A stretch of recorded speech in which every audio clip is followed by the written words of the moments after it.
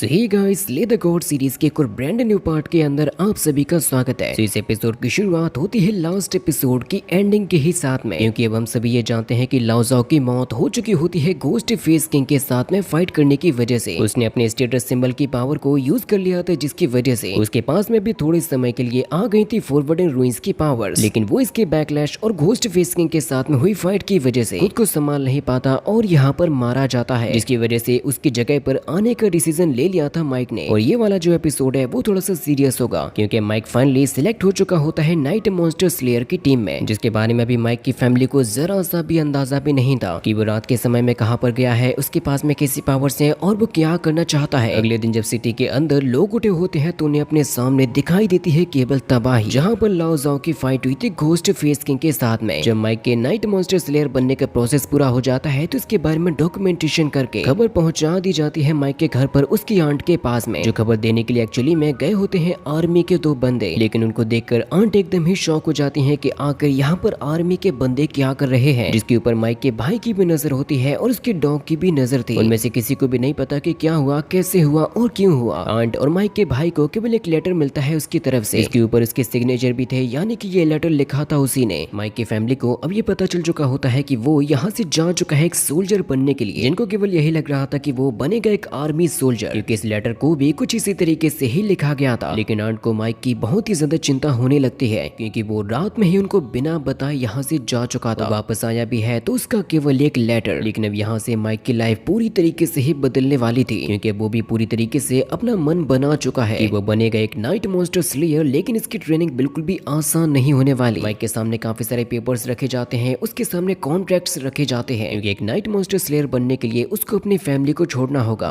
उसकी जो सैलरी है वो हर मंथ उसकी फैमिली को मिलती रहेगी। ऐसे भले ही आंट के पास में पहुंच गए थे, लेकिन उनको बहुत ही ज्यादा दुख हो रहा था। जब फाइनली उनको नंबर मिल जाता है माइक का, तो वो तुरंत ही उसको कॉल कर देती हैं। वो कहती हैं कि माइक, मैं तो तुमसे बात करने के लिए ही तरस गई थी। मुझे पहले तो तुम ये बताओ, जब तुम एक सोल्जर बनना चाहते थे तो फिर तुमने मुझे इसके बारे में पहले से क्यों नहीं बताया? तुम अपनी ट्रेनिंग के लिए भी जा चुके हो और मुझे आज जाकर इसके बारे में पता चल रहा है। तुम्हें क्या लगता है, क्या मैं तुम्हें तुम्हारे सपनों को पूरा करने से रोक देती, या फिर कहीं ऐसा तो नहीं कि अब से तुम मुझे अपनी आंट मानते ही नहीं हो? इसकी वजह से माइक तुरंत ही अपनी आंट से माफी मांगता है कि प्लीज मुझे माफ कर दो, मेरा ऐसा कोई भी मतलब नहीं था। लेकिन ये बात सुनते ही आंट अपनी आंसुओं को रोक नहीं पाती। माइक बताता है कि अभी मैं ट्रेन से सफर करते हुए जा रहा हूँ और मुझे अपने ट्रेनिंग सेंटर तक पहुंचने में ज्यादा नहीं तो 2 दिन तो लग ही जाएंगे। पता नहीं आखिर क्यों ये ट्रेन इतनी ज्यादा स्लो जा रही है। जिससे कि फिर आंट उससे कहने लगते हैं कि तुम जैसे ही मिलिट्री कैंप पर पहुंच जाओगे, मेरी बात को कान खोल कर सुन लो कि तुम्हें वहां पर अच्छे से खाना खाना होगा। आने की वजह से तुम्हारा शरीर बिल्कुल भी कमजोर नहीं पड़ना चाहिए और न ही थकावट की वजह से। माइक उनसे कहता है कि हाँ, आप बिल्कुल भी चिंता मत करो मेरे बारे में। आंट उससे कहने लगती है कि आखिर मुझे तुम्हारे बारे में चिंता क्यों नहीं होगी। तो कहने लगते हैं कि जब तुम वापस आ जाओगे तो मैं तुम्हारी मैरी करवा दूंगी, जिससे कि फिर मैं और तुम्हारी वाइफ दोनों ही साथ में रहेंगे। माइक कहता है कि हाँ, वो तो सब कुछ बाद में देखा जाएगा। तो माइक कहने लगता है कि ठीक है आंट, मैं बहुत ही जल्द वापस आ जाऊंगा। मेरी जो सैलरी हर साल आपको मिलते जाएगी, आपको उसे मेरे लिए या मेरी वाइफ के लिए बचाने की कोई भी जरूरत नहीं है, कि आप उसे अपनी लाइफ को बेहतर तरीके से जीना और मेरे भाई का भी ख्याल रखना। मैं जानता हूँ कि आप लोग बहुत ही खुश रहोगे। और वहीं पर खड़ा हुआ माइक का छोटा भाई ये सब कुछ सुन रहा था। कि आंट कहने लगते हैं कि क्या तुम अपने भाई से बात करना चाहते हो? तो माइक कहता है कि रहने दीजिए, मैं बाद में कभी बात कर लूंगा। यहाँ पर वैसे भी सिग्नल का बहुत ही ज्यादा प्रॉब्लम हो रहा है। आंट कहते हैं कि ठीक है, मैं ही कॉल को रख देती हूँ। लेकिन कॉल को कट करने से पहले वो माइक से कहते हैं कि मेरी एक और बात को सुन लो, जब तक तुम वापस नहीं आ जाते तब तक तुम सेफ रहोगे और मुझे हर चीज की खबर भी देते रहोगे। तो माइक कहता है कि ठीक है आंट, मैं ऐसा ही करूंगा। इसके बाद फिर इन दोनों ने ही अपने अपने कॉल को डिस्कनेक्ट कर दिया था। लेकिन आंट और यांग दोनों को ही बिल्कुल भी अच्छा नहीं लग रहा था माइक की यहाँ से चले जाने की वजह से। पूरा का पूरा घर ही सूना लगने लगता है। यांग भी कह रहा था कि भाई तुम आकर मुझे ऐसे छोड़कर क्यों चले गए, क्योंकि वो भी अपने भाई को बहुत ही ज्यादा मिस कर रहा है। इसके बाद अब हमें दिखाया जाता है कैप्टन को, जिन्होंने सबसे पहले माइक के पूरे घर के चारों तरफ ही एक फॉर्मेशन को बना दिया था, ताकि चाहकर भी इस घर के अंदर कोई भी मॉन्स्टर या कोई भी डीमन ना जा सके। तो कैप्टन माइक से ये कहने लगते हैं कि अब से तुम्हारी फैमिली को संभालने की जिम्मेदारी हमारी है, लेकिन अगर अब तुम दोबारा से अपनी फैमिली के पास में जाओगे तो तुम्हारी वजह से ही उनकी जिंदगी खतरे में चली जाएगी। तो माइक ने कह दिया था कि हाँ सर, मैं इसके बारे में सब कुछ बहुत ही अच्छे तरीके से जानता हूँ। और सारी चीजों को डिस्कस करने के बाद वो ऑफिसर्स भी वापस आ गए थे, जहाँ पर हम रास्ते में खड़ा हुआ देख पाते हैं माइक को। तो कैप्टन उससे कहते हैं कि माइक चलो, अब समय आ चुका है यहाँ से जाने का। वो अपनी फैमिली से बिना मिले ही अब यहाँ से जा रहा था अपनी एक नई जिंदगी को शुरू करने के लिए। माइक कैप्टन से पूछता है कि वैसे हम लोग कहाँ पर जाने वाले हैं? कैप्टन कहते हैं कि चिंता मत करो, बस चलते रहो, तुम्हें सब कुछ अपने आप ही पता चल जाएगा। इसके बाद अब हमें एक गन शूटिंग हाउस को दिखाया जाता है जहाँ पर शूटिंग की प्रैक्टिस चल रही थी। वहाँ पर हम देख पाते हैं उस स्नाइपिंग स्नाइपिंग वाले बंदे को, जो कि माइक को अपने शूटिंग के स्किल्स दिखाता है और उससे पूछता है कि जरा तुम भी तो मुझे अपने टैलेंट दिखाओ। जहाँ पर माइक एकदम रेडी हो चुका था, यहाँ तक कि वो तो अपनी पावर्स को भी यूज कर रहा था टारगेट को लॉक करने के लिए। वो तुरंत ही अपनी गन को निकालता है और शूट करना स्टार्ट कर देता है, लेकिन माइक के सुपरविजन को यूज करने के बाद भी वो एक भी निशाने को प्रॉपर तरीके से लगा नहीं पाता और फिर भी बड़े ही कॉन्फिडेंस के साथ में पूछता है कि मुझे बताओ आखिर मैंने कैसा परफॉर्म किया। वो कहने लगता है कि हाँ, मैंने तुम्हारे जैसे निशानची तो आज तक नहीं देखा। जिसके बाद अब माइक की ट्रेनिंग स्टार्ट हो चुकी होती है यिंग के साथ में, जो कि इसकी फ्लेक्सिबिलिटी, एंड्योरेंस और स्ट्रेंथ तीनों ही चीजों की ट्रेनिंग को करा रही थी। और माइक को अब यहाँ पर नाम दे दिया गया होता है गॉड 003, जिसका मतलब है गॉड सेरेफ माइकल का डिवाइन एजेंट। इस टीम के सभी लोग माइक से यही कहते हैं कि तुम सबसे ज्यादा स्पेशल हो हम सभी के बीच में। इसी स्पेशलिटी की वजह से तुम्हारे ऊपर केवल हमारी ही नहीं, बहुत ही सारे लोगों की नजर भी है। बहुत सारी ऐसी फोर्सेस हैं जो कि तुम पर नजर गड़ा के रखी हैं, इसीलिए तुम अब से जो भी डिसीजन लोगे, तुम जो भी करोगे, वो बहुत ही ज्यादा इंपॉर्टेंट होगा। तुम्हारे डिसीजन हमारे लिए इतने ज्यादा स्ट्रॉन्ग साबित होंगे कि वो बड़ी सी बड़ी चीजों को भी बदलने की ताकत रखेंगे। और सबसे जरूरी बात यह है कि तुम्हें सबसे पहले जाननी होगी अपनी सारी की सारी एबिलिटीज को, उन्हें समझना होगा, उनकी ताकत को समझना होगा, अपने वेपन्स के बारे में समझना होगा। यिंग ने उसकी मेंटली कॉम्बैट पावर को भी ट्रेन कराना शुरू कर दिया था, जिसको एक्चुअली में कहते हैं टेस्टिंग रियल्म प्रोग्राम, जिसमें टीम के